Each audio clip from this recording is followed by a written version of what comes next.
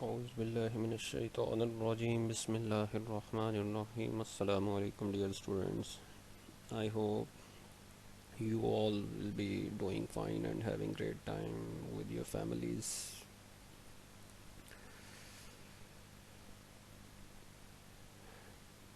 So in today's lecture we will continue with our previous discussion about public diplomacy.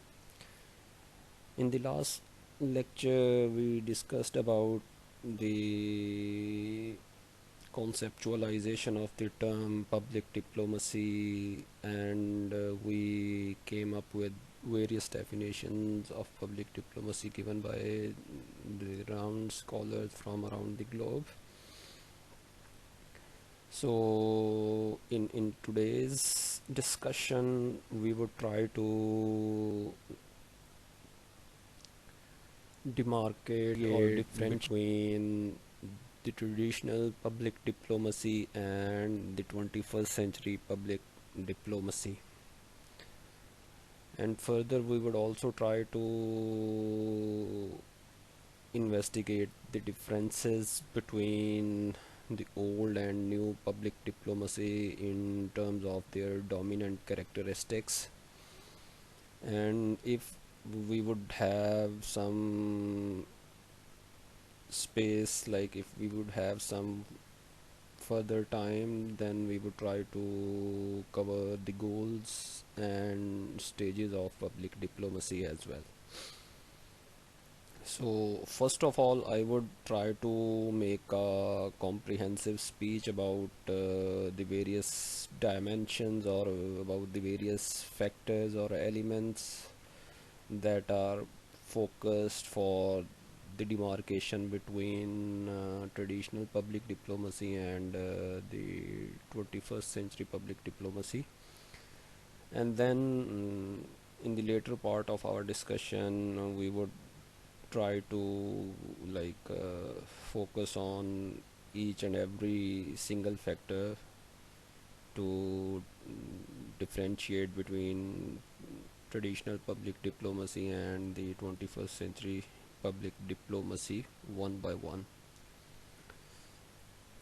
So I would not spend more time about I would briefly try to explain the public diplomacy just as a revision of the previous discussion. So public diplomacy traditionally means government communication which is aimed at foreign audience for achieving specific or desired changes in the hearts or minds of the people. So it has two dimensions. Public diplomacy, however, can also refer to public domestic public and the international public as well. So when we talk about referring public diplomacy to domestic public, it is utilized in two ways. Either as a domestic input from citizens or foreign policy formulation, which is known as engaging approach, or explaining foreign policy goals and diplomacy to domestic public, which is called or which is termed as explaining approach. Millison, one of the renowned scholars, he refers to the domestic socialization of diplomacy as public affairs.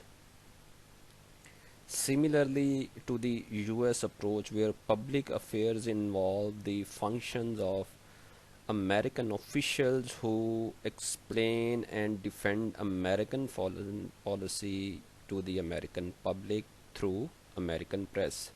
So this is a sort of process in which the officials of a country, of a particular government, involve in explaining and defending American foreign policy objectives to their domestic audience through different medias. In that case, both the traditional mass medias and the modern days medias both are utilized by the public officials to defend or to get support for the foreign policy goals or objectives for a state. Public affairs function is therefore to justify or sell foreign policy decisions domestically after policies have been formulated and accepted. Now we will take the example of Canada. Canada provides small, like several examples of engaging citizens in foreign policy, which can lead to greater transparency as well as accountability in foreign policy. The engaging and explaining approaches are also relevant to the foreign public diplomacy context, not only to the domestic one. So, earlier definitions of diplomacy evolved around strategies of promotion and persuasion and were closely related to the self interest and impression management.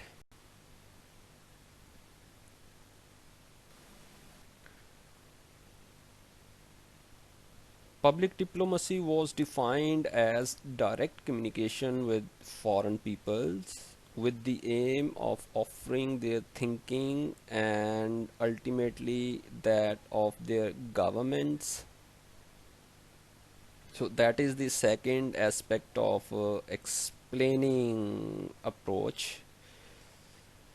After, as for the content of public diplomacy, it describes activities directed abroad in the fields of information, education, and culture, whose objective is to influence a foreign government by influencing its citizens. So, a country tries to influence the hearts and minds of a foreign audience in the fields by engaging in the fields of information, education, and culture so that they can achieve their desired changes in the target country. This definition also demonstrates that for many American writers, cultural diplomacy forms a part of public diplomacy. Like for most of them, cultural diplomacy is considered a sort of public diplomacy. Analyzing the past and current definitions and practice of public diplomacy, the following changes can be observed. Well, the objectives of earlier definitions of public diplomacy were twofold. The first one was to influence the general public of the target nation, and by doing so, to get them to persuade, to pressure their own governments to change foreign or domestic policy. Recent definitions of public diplomacy and approaches to public diplomacy hardly make any reference to the target country's governments. Influencing the public opinion to create a receptive environment for foreign policy goals and promote national interests have become the ultimate goal. So, here we come to know that in the traditional public diplomacy, the foreign governments were targeted to get the desired outcome of from the target countries, but in the 21st century public diplomacy, the public is basically being targeted by a country to get the desired outcome of the from the target country.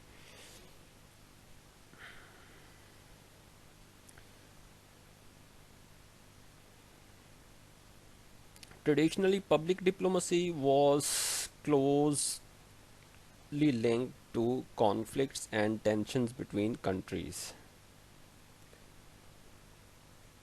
Frederick positions public diplomacy as one of the means of low intensity conflict resolution. Like Frederick describes public diplomacy as one of the ways of low intensity conflict resolution. It is one of the ways, it is one of the means to resolve low intensity conflicts among the states.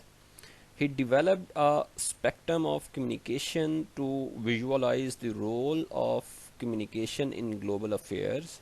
According to this approach, public diplomacy is not practiced in peaceful relations but in a certain degree of conflict in order to convey positive American values to foreigners, to create a climate of opinion in which American policies can be successfully formulated, executed, and accepted.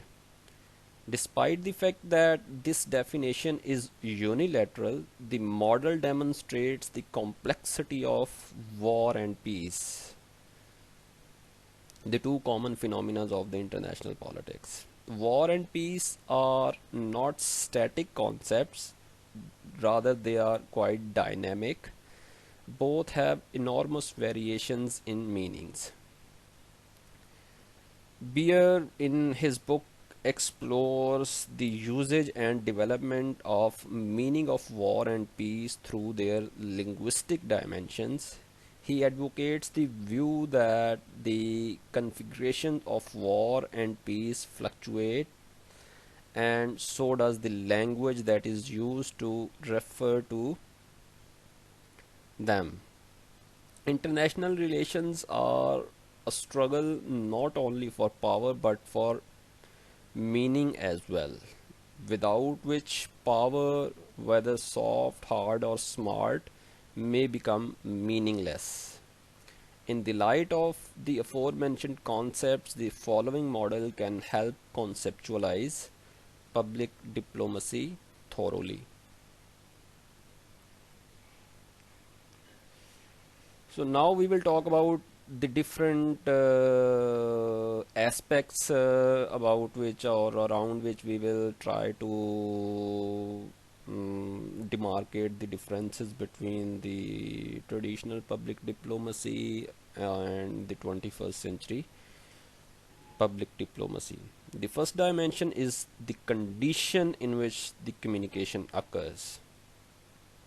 The relationship, for instance, the tension between the communicating and the target country. Peace and war placed on a continuum, peace and war, they are dynamic phenomena which are always there in the international scenario.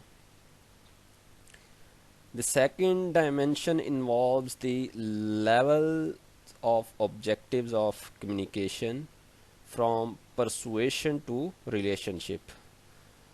Persuasion is that involves a one-way process, or it is also termed as a monologue, while the relationship building involves a two-way mechanism of communication that is called like a dialogue.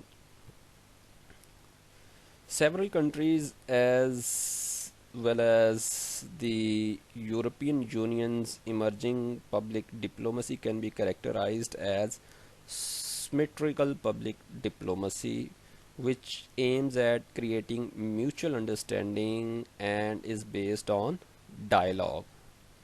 That sort of diplomacy involves a two-way communication rather than going for a one-way communication which is followed in a persuasion. In symmetrical public diplomacy, each party has equal chance to influence policy outcomes, which are mutually beneficial to all, and each party is willing to alter its policies, positions, or behavior accordingly. Now we will talk about the third dimension, that is power. Defined as Power is defined as the ability to affect the outcome one wants. That is one of the definitions given by Joseph Nye. He is well renowned all over the world because of his contribution in the concepts of power. Nye's concepts of soft power versus hard power refers to the different types of resources and capabilities that are at the disposal of a nation to achieve its purposes by affecting the behavior of others. Nye did not clearly define soft power but conceptualized it as a power of attraction. He defines soft power as something which attracts others, which rests on the capability to shape the preferences of others.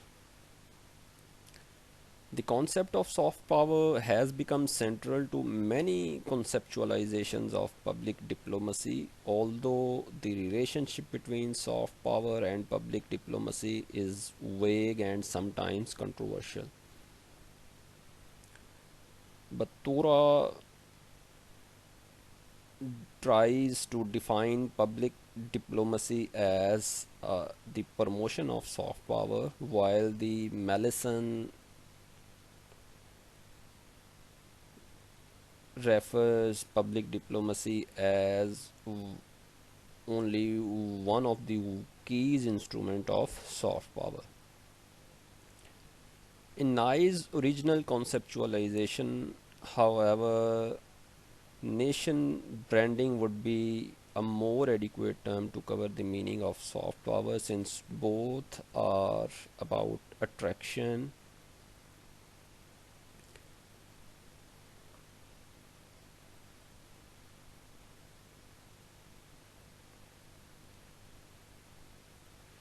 So, moving forward, now we will talk about how the governments try to influence its practices.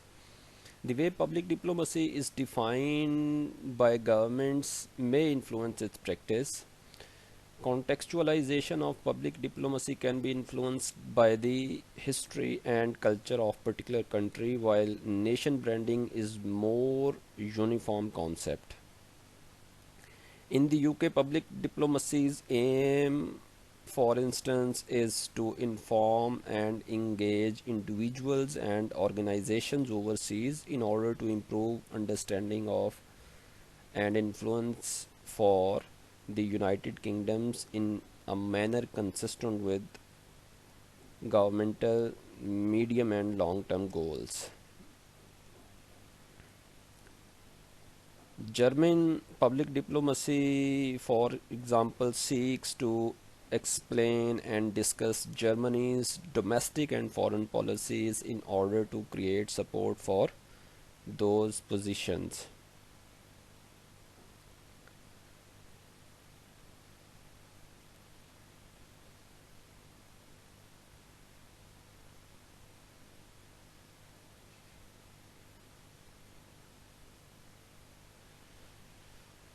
So, another common approach which is being utilized is when public diplomacy boils down to creating, projecting, or promoting a positive image of the country abroad, which is also a common goal of many nations' branding efforts. In Even in our previous lectures discussion, we talked about the element of prestige, which about which countries are so much concerned. And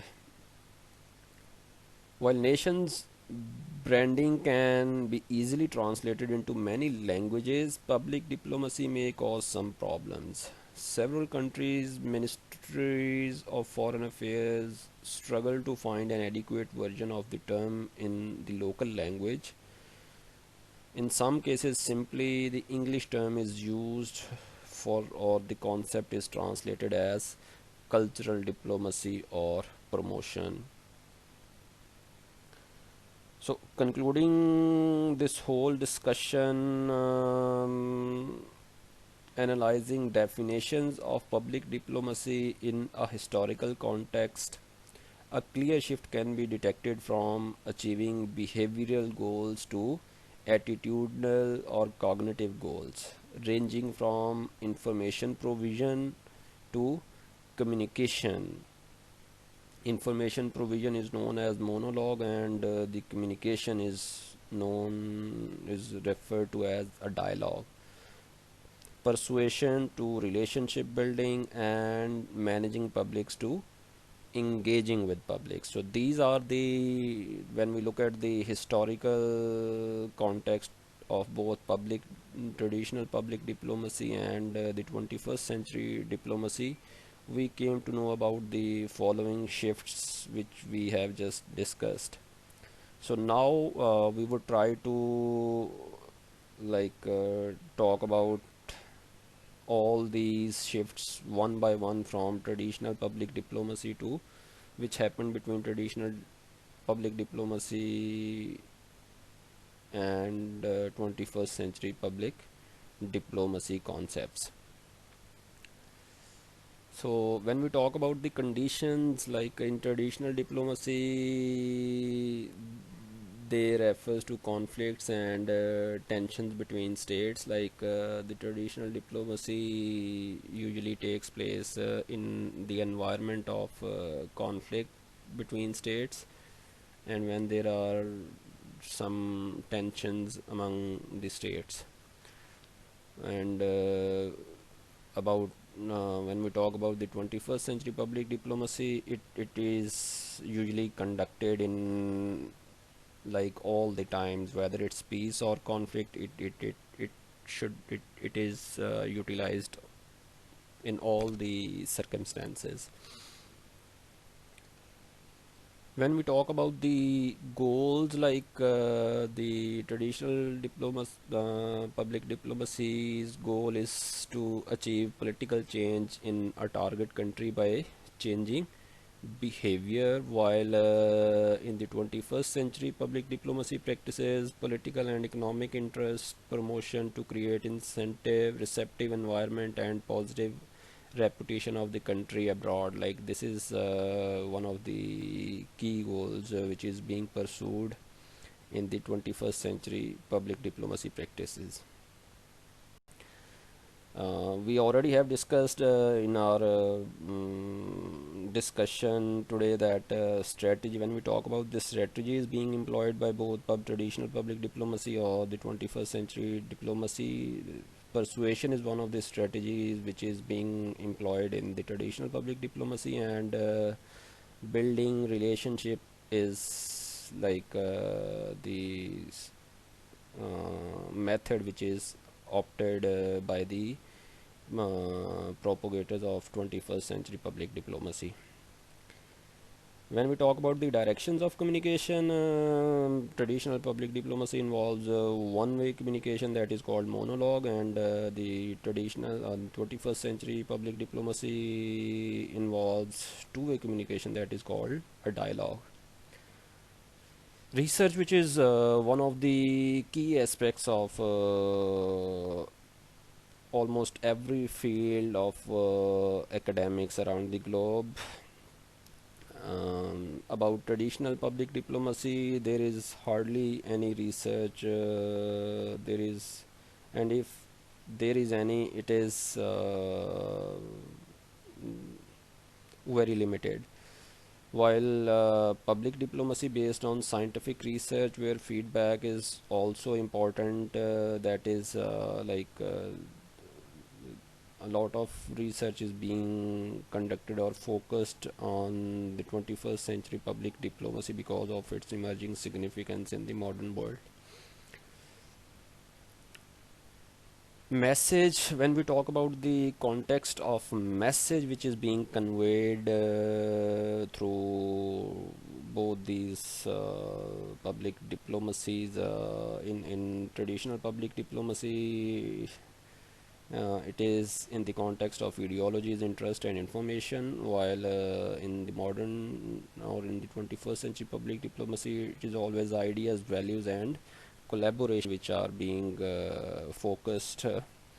So, taking the example of nowadays crisis like situation from which all the world is being affected, the coronavirus situation. So, different platforms have been,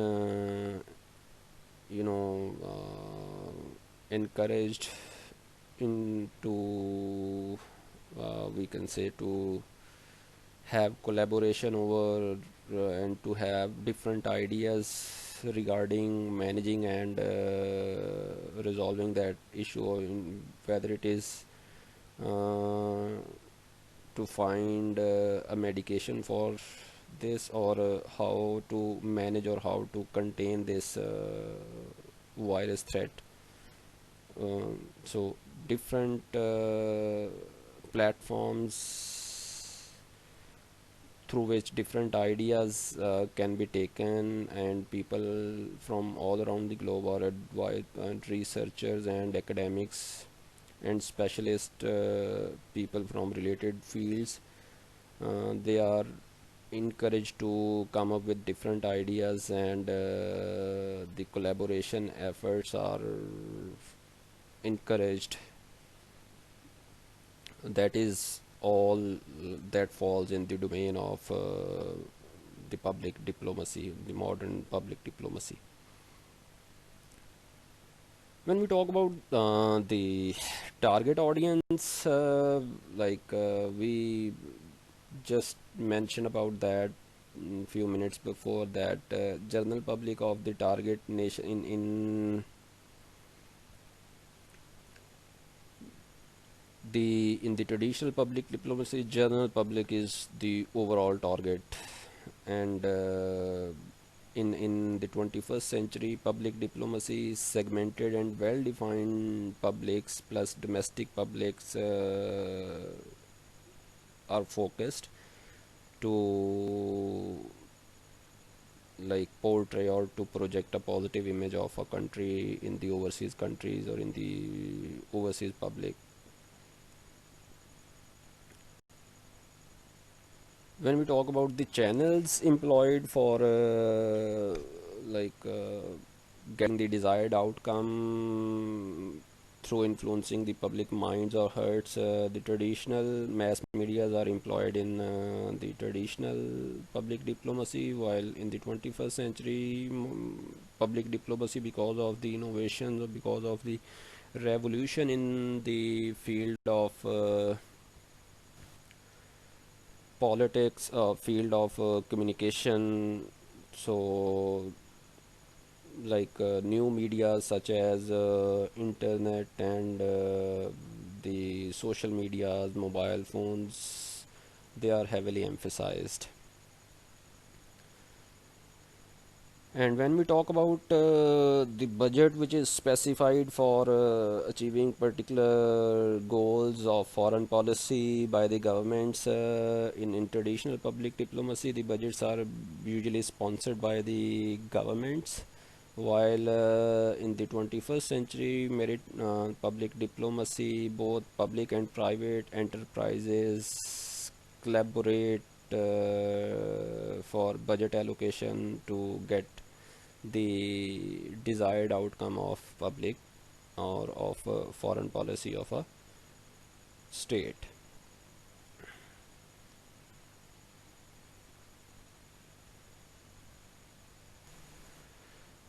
Okay, now we will talk about the differences between the old public diplomacy and the new public diplomacy. In our previous lecture, we had a very brief discussion about the new public diplomacy as well. So, before getting into the difference, to demarcate the differences between new and old old and new public diplomacy, it is imperative for us to have a brief overview of what is public diplomacy.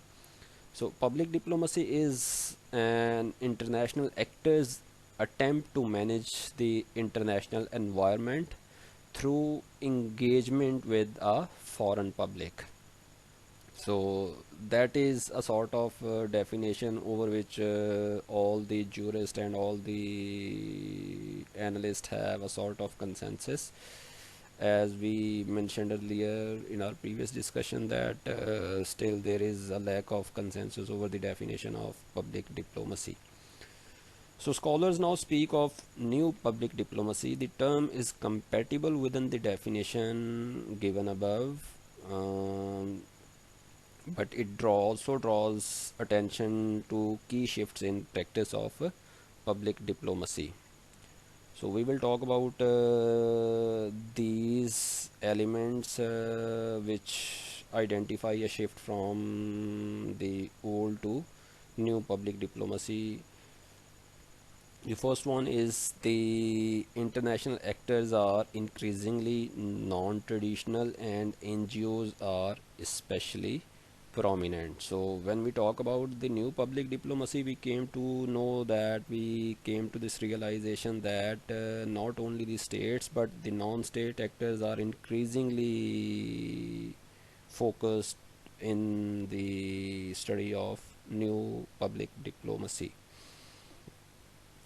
The second is the mechanisms used by these actors to communicate with world publics have moved into new real time and global technologies such as the internet. So we have, like a few moments ago we discussed about this very aspect as well. So when we talk about the shifts from old to new public diplomacy trends, the because of the revolution in the age of communication, and in like introduction of new channels of communication into medias, so they are being heavily emphasized in the, this demonstrates a clear shift from the old to new public diplomacy. Thirdly, these new technologies have blurred the formerly rigid lines between the domestic and international news spheres. We have discussed before that the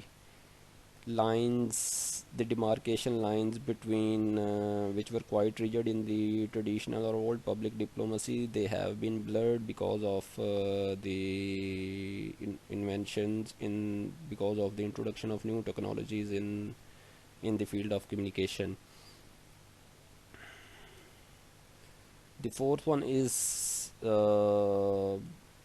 in place of the old concepts of propaganda, public diplomacy makes increasing use of concepts on one hand explicitly derived from marketing, especially place and nation building.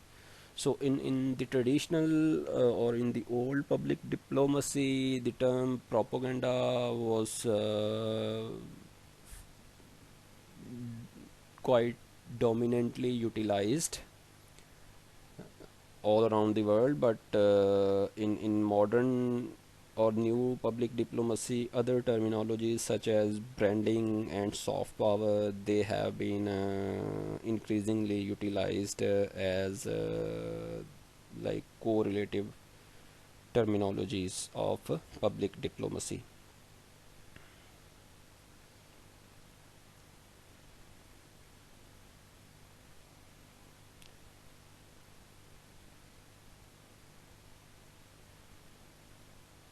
Further, a new terminology of public diplomacy as the language of prestige and international image has given a way to talk of soft power and branding.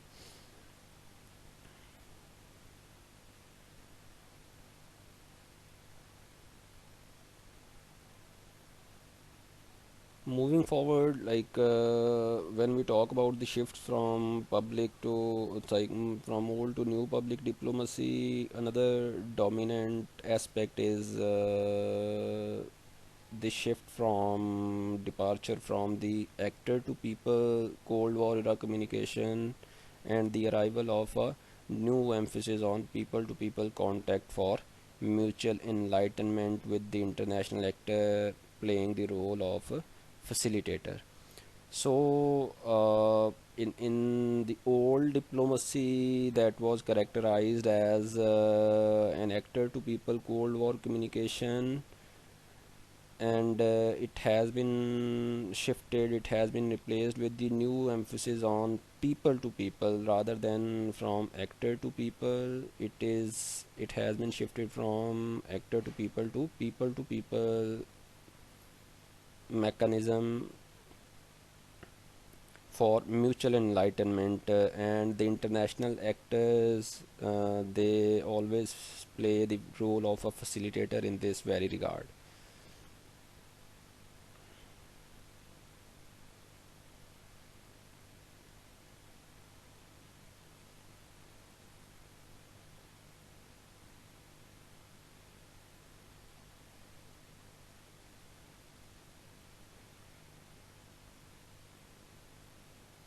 So the relationship, which is usually the relationship needs not to be between actor and a foreign audience, but could usefully be between two audiences foreign to each other. Like when we talk about the shift from actor to people, that means like states government's role has been limitized, and people to people contact have been encouraged in nowadays in the modern public diplomacy.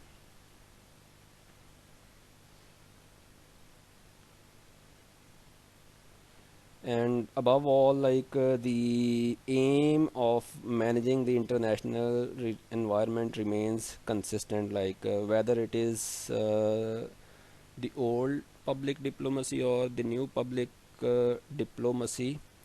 The overall aim of managing the international environment remains the same, it remains consistent, it does not change whether in both the public old public diplomacy or the new public diplomacy. So we will have a brief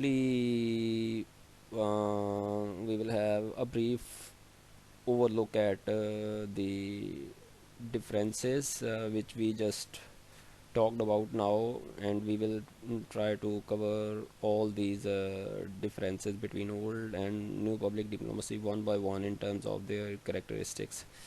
When we talk about the identity of international actor, old public diplomacy works around states, or it involves state actors, while the new public diplomacy, it involves both state and non-state actors. In non-state actors, international NGOs and other like groups, or even like influential individuals are also included.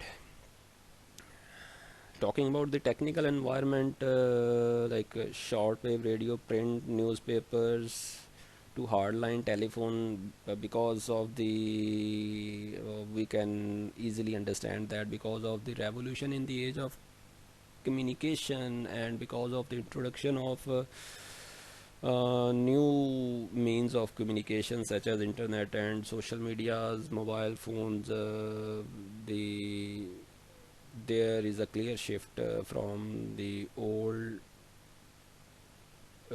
technical environment to a new era of technology, in which telephones, internet are utilized to achieve state's objective, or to project state's image in the eyes of the international audience. The next point is the media environment. we just mentioned few moments before that there was a clear line of differentiation between the domestic and international news medias in old public diplomacy, but in the modern public diplomacy the things have mixed up a lot, and it has become quite difficult to draw a clear line between the domestic and international news sphere. So, talking about the terminology which has been, used as an alternate terminology in the old public diplomacy, the term international image and prestige was commonly used, but in the new public diplomacy, soft power and nation branding, these are the two terminologies which are mostly used in the new public diplomacy. So we can see a shift from in the context of terminology from the old diplomacy to new public diplomacy. Talking about the structure of role in the old public diplomacy, it was a top-down approach, actor to foreign people, but in the new public diplomacy it is horizontal, and it is between people to people, and the actors just plays the role of a facilitator in that. So now we will talk about the nature of role in public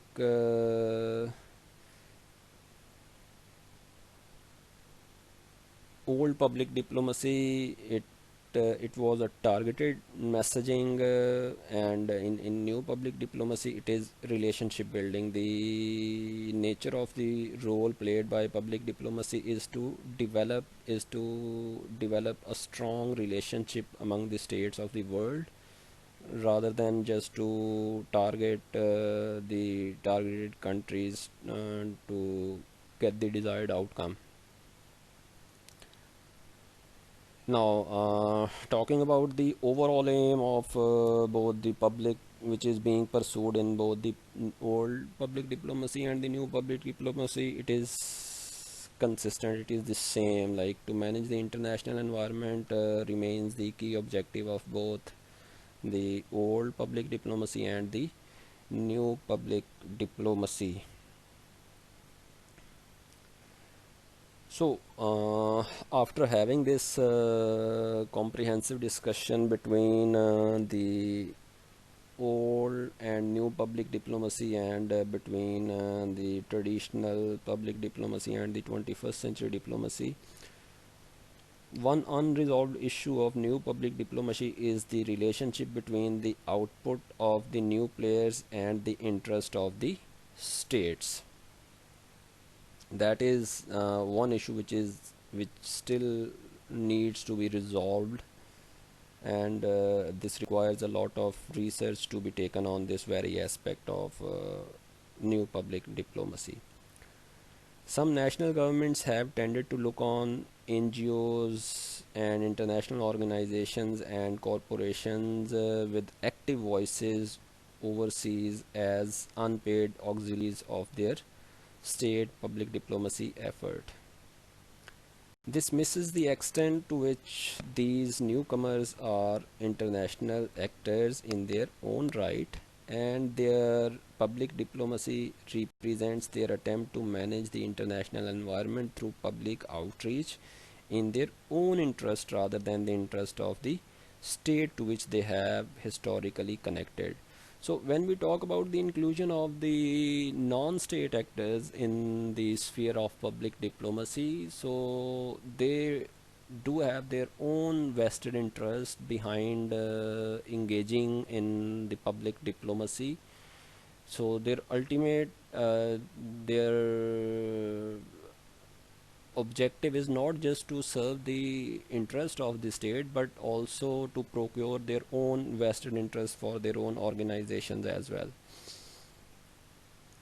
States may find that their relations with these new players will be less like relationships with their own internal public diplomacy organs and more like dealings with allied states with overlapping ideological interest who can be expected to part company when a conflict of interest arrives.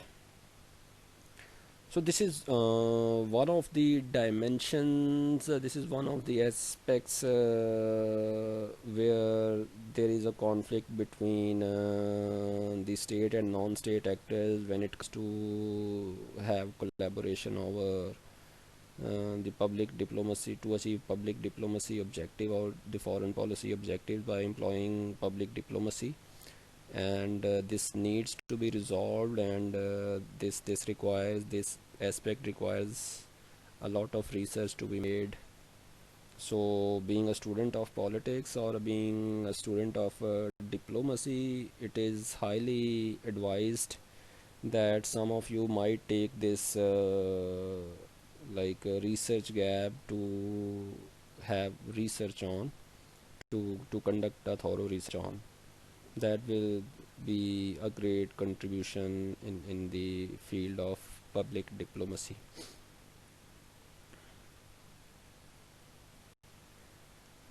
Okay, we will conclude our today's discussion, and in the next lecture we will try to talk about the different stages and actors and the various other aspects of public diplomacy, and an effort will be made that the topic of public diplomacy will be completed in the next lecture. So along with this lecture, I would share some reading material with you guys in the WhatsApp group. So I advise all of you to go through the reading material and this lecture thoroughly, and if you have some questions, you feel free to write your questions like queries in the WhatsApp group, and I would be quite happy to address your queries. So wish you all the best, and stay happy and healthy. Take care of your loved ones. See you next time. Allah Hafiz.